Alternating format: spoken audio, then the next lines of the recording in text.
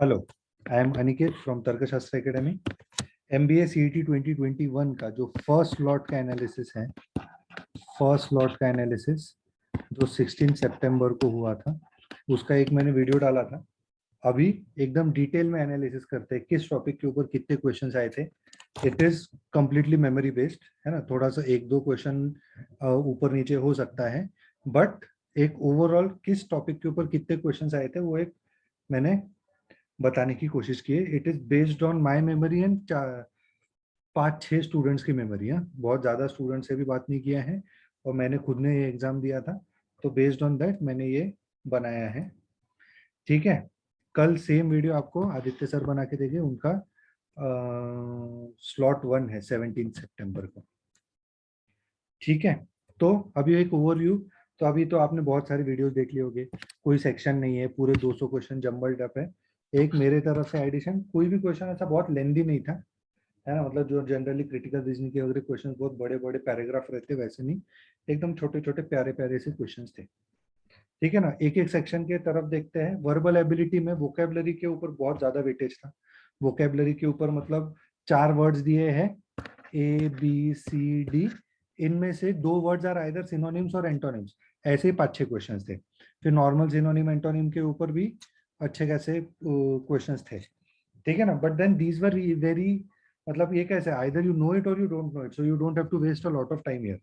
फिर आरसी के 4 सेट्स थे, चारों के चारों सेट्स मेरे हिसाब से मतलब वो थोड़े से not easy to read sets थे।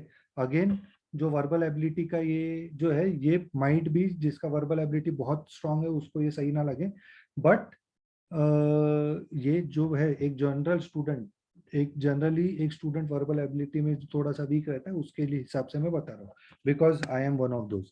ठीक है, ग्रामर के ऊपर कि सेंटेंस इंप्रूवमेंट, सेंटेंस करेक्शन, मतलब एरर कहाँ पे है, 4-5 क्वेश्चंस थे, बहुत ही इजी, मतलब एकदम ही बेसिक से क्वेश्चंस थे। पैरा समरी, पैरा इन्फरेंस, ऐसे कोई भी क्वेश्चन नहीं थे। क्लोज टेस्ट के क्वेश्चन नहीं थे।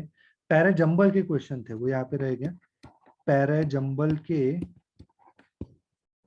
2-3 क्वेश्चंस थे, पैरा जंबल के 2-3 क्वेश्चन थे और वो भी एकदम इजी क्वेश्चंस थे।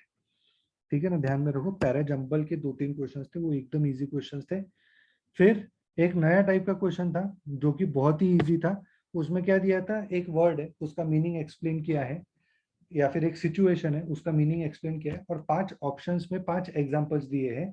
Which of the following options is the suitable example, या फिर which of the following options is the suitable scenario for what is explained, है ना, उसके लिए ये था। एकदम ही सिंपल था, कुछ ज्यादा दिक्कत वाला नहीं था।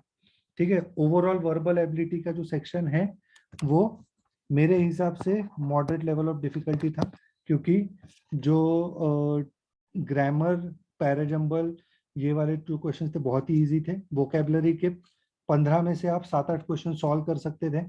आरसी में एक भी 15 में से 7-8 क्वेश्चन तो आप सॉल्व कर ही सकते थे। ठीक है, तो overall verbal ability, I also know कि ये पूरे 50 क्वेश्चंस का एनालिसिस नहीं है, this is again I am telling you memory based है, तो मैं पूरे 50 क्वेश्चन बनाने के लिए कुछ तो झूठ लिख दूं ऐसा नहीं करना है। जो मेरे को सही में याद है, जो हमारे स्टूडेंट्स को सही में याद है, वो मैंने यहाँ पे रेप्लिकेट करने की कोशिश किया है। ठीक है, next is your logical reasoning. Logical reasoning के ट्रेडिशनल पजल्स, मतलब एक अपना ब्लड रिलेशन रिलेटेड पजल था, फिर एक लीनियर अरेंजमेंट वाला पजल था, linear arrangement facing towards the centre, away from the centre, and उसमें भी ब्लड रिलेशन। फिर एक फ्लोर अरेंजमेंट वाला पजल था। ये तीनों पजल्स, मतलब floor arrangement and blood relation वाला पजल इजी थे, जो लीनियर अरेंजमेंट वाला पजल था वो मॉडरेट था। फिर लॉजिकल पजल्स, जैसे कैट में पजल्स आते हैं, जैट में पजल्स आते हैं कि यार you have to apply your logic, है ना, वैसे पजल्स थे। मतलब एस्टिमेटेड, मतलब 2 टाइपिस्ट बताए थे, उनका एस्टिमेटेड आर, एक्चुअल आर, थोड़ा सा वो पजल्स थे। ये 3 सेट्स थे ऐसे, जिसमें एक में क्रोनोलॉजी में लगाना था। ये सब, ये जो लॉजिकल पजल्स थे, ये थोड़े से मॉडरेट टू डिफिकल्ट थे। I could solve 2 of them, but majority, I feel majority of the students will not be able to solve it, क्योंकि वैसे पजल्स की अपन ने प्रैक्टिस नहीं किया है ना, कोई भी मॉक में या अपन ने वैसे पजल्स की प्रैक्टिस नहीं किया है। सिलोजिज्म वेरी इजी, 8 से 10 क्वेश्चन थे, बहुत सारे क्वेश्चन थे सिलोजिज्म के, और सिंपल, रिवर्स सिलोजिज्म भी नहीं था, सिंपल 3 स्टेटमेंट दिए, 3-4 कंक्लूजन दिए हैं, 2-3 स्टेटमेंट, 2-3 कंक्लूजन, 4 कंक्लूजन, ऐसे। ब्लड रिलेशन, डायरेक्शन सेंस के ऊपर, ब्लड रिलेशन के ऊपर भी एक सेट था। ओवरऑल 4-5 क्वेश्चंस थे, वो भी इजी थे। क्रिटिकल रीजनिंग बिल्कुल ही मतलब सिंगल लाइनर, 2 लाइन के क्रिटिकल रीजनिंग के क्वेश्चन थे, एंड वो भी इजी टू मॉडरेट थे। असर्शन रीजन था, कॉज एंड इफेक्ट था, स्टेटमेंट अजम्पशन, स्टेटमेंट कंक्लूजन, ऐसा सब था। ठीक है। फिर इनपुट आउटपुट का एक क्वेश्चन नहीं, डेटा सफिशिएंसी का एक क्वेश्चन नहीं, इनइक्वालिटीज का क्वेश्चन नहीं, कोडिंग डिकोडिंग का क्वेश्चन नहीं। ये क्वेश्चन जो जनरली हमने मॉक्स में बहुत सारे दिए थे वो थे ही नहीं। ठीक है।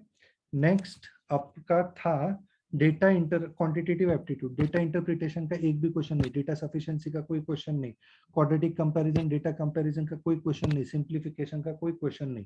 तो जनरली अपना जो आईबीपीएस का पेपर रहता है उसमें अपने को ये टाइप के क्वेश्चंस दिखते हैं, बट ये वाले इसमें वो क्वेश्चंस दिखे ही नहीं। ठीक है। फिर सीरीज का जो था, सीरीज के क्वेश्चंस थे, मतलब नंबर सीरीज के क्वेश्चंस थे, 5 से 7 क्वेश्चंस थे, इजी टू मॉडरेट। मैं पर्सनली 4 या 5 सॉल्व कर पाया, 1 या 2 या 3 मेरे से भी नहीं बने सीरीज के। फिर एक केसलेट का क्वेश्चन था, इजी टू मॉडरेट क्वेश्चन था। फिर mensuration related, surface area, volume related एकदम इजी इजी से क्वेश्चंस थे। मतलब ऐसा कि यार मतलब रेडियस दिया है, रेडियस का रेशो दिया है तो वॉल्यूम का रेशो क्या रहेगा, ऐसा कुछ तो भी एक क्वेश्चन था, बहुत ही इजी, ओरली सॉल्व होने वाले क्वेश्चन थे। फिर अरिथमेटिक के टाइम एंड वर्क के 3-4 क्वेश्चन थे, टाइम स्पीड डिस्टेंस के 2-3 क्वेश्चन थे, परसेंटेज के as far as I remember 2-3 question थे, profit and loss, ratio proportion variation, simple interest, compound interest, average mixture alligation, simple equations, इनके ऊपर भी 15 से 20 क्वेश्चंस थे, और जो कि इजी क्वेश्चंस थे, मतलब ओरली सॉल्व हो जाएंगे ऐसे क्वेश्चंस थे। फिर ये कुछ सरप्राइज टॉपिक्स थे जिनके ऊपर क्वेश्चंस आए थे। अभी पीएनसी प्रोबेबिलिटी के ऊपर क्वेश्चंस आते हैं, बट वो डेटा सफिशिएंसी में आते हैं। अभी अपने को लॉग के ऊपर 2-3 क्वेश्चंस दिखे मेरे को, नंबर्स के ऊपर, नंबर ऑफ फैक्टर्स के ऊपर वगैरह मेरे को 2-3 क्वेश्चंस दिखे।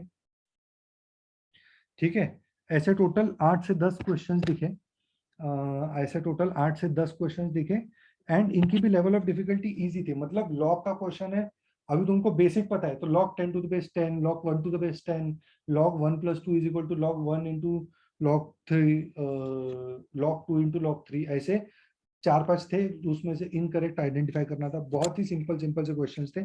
If you know the basic, तुमको ये सॉल्व करना बहुत इजीली आप सॉल्व कर सकते थे ये। ठीक है। तो क्वांटिटेटिव एप्टीट्यूड भी ओवरऑल इजी था। सरप्राइज ये कि डेटा इंटरप्रिटेशन, डेटा सफिशिएंसी नहीं। ठीक है। फिर एब्स्ट्रैक्ट रीजनिंग, एब्स्ट्रैक्ट रीजनिंग तो सबसे इजी, पिछले 10 सालों में ऐसा एब्स्ट्रैक्ट रीजनिंग आया ही नहीं था, है ना, इतना इजी। ठीक है। मैंने पहला जो वीडियो बनाया था सुबह का, उसमें मतलब इमीडिएटली जो बनाया था, तब मैंने बोला था कि एब्स्ट्रैक्ट रीजनिंग के मेरे को नहीं लगता कि 25 क्वेश्चन आए थे, बट अभी थोड़ा सा सोच विचार करके और बाकी स्टूडेंट से भी बात करके, थोड़ा सा रिकलेक्ट करके, आई थिंक कि 25 क्वेश्चन आए थे एब्स्ट्रैक्ट रीजनिंग के, जिसमें सीरीज के क्वेश्चन एकदम ही इजी इजी सीरीज का question. Paper folding and cutting, paper fold करोगे, ऐसा करोगे, फिर कट करोगे तो कैसा दिखेगा, ये वाले क्वेश्चन थे। मेनी टू वन फिगर, मतलब ऐसा फिर ऐसा और एक ऐसा, ऐसे ऐसे 5 फिगर्स दिए हैं, ऐसे कौन से 3 फिगर्स मिला के एक स्क्वायर बनता है, ऐसे कौन से 3 फिगर्स मिला के रेक्टेंगल बनता है, ऐसे क्वेश्चंस थे। फिर counting the number of triangles, है ना, ऐसे इसके ऊपर डेफिनेटली 3 क्वेश्चन तो मेरे को ही याद है ना, उससे ज्यादा भी हो सकते, 3 तो मेरे को ही याद है। Counting the number of triangles, मतलब एक ऐसा फिगर दिया है, फिर उसमें कुछ तो भी ऐसा ज्वाइन किया है, ऐसा ऐसा कुछ तो ज्वाइन किया था, इसमें नंबर ऑफ ट्रायंगल्स कितने हैं ये आइडेंटिफाई करने थे अपने को। ऐसा एकदम ही सिंपल सा क्वेश्चन था। तो बस ट्रायंगल्स काउंट करने। एनालॉजी, है ना, ए इज टू बी तो सी इज टू डी क्या एनालॉजी रहेगी, ऐसे भी क्वेश्चंस थे। एकदम बेसिक सा पेपर था। आई फील कि majority of the students will be able to solve a lot of questions.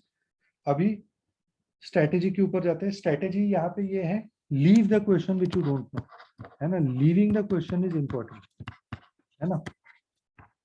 यहाँ पे एक तो आप कोई स्ट्रेटेजी जो आपने अभी तक सोची थी वो स्ट्रेटेजी वर्क करेगी नहीं, क्योंकि जम्बल्ड अप पेपर है ना। तो आप आइडेंटिटी ढूंढने भी मत जाओ कि मैं अभी सारे डेटा इंटर, सारे पजल सॉल्व करने जाता हूँ, फिर मैं सारे आरसी सॉल्व करने जाता हूँ।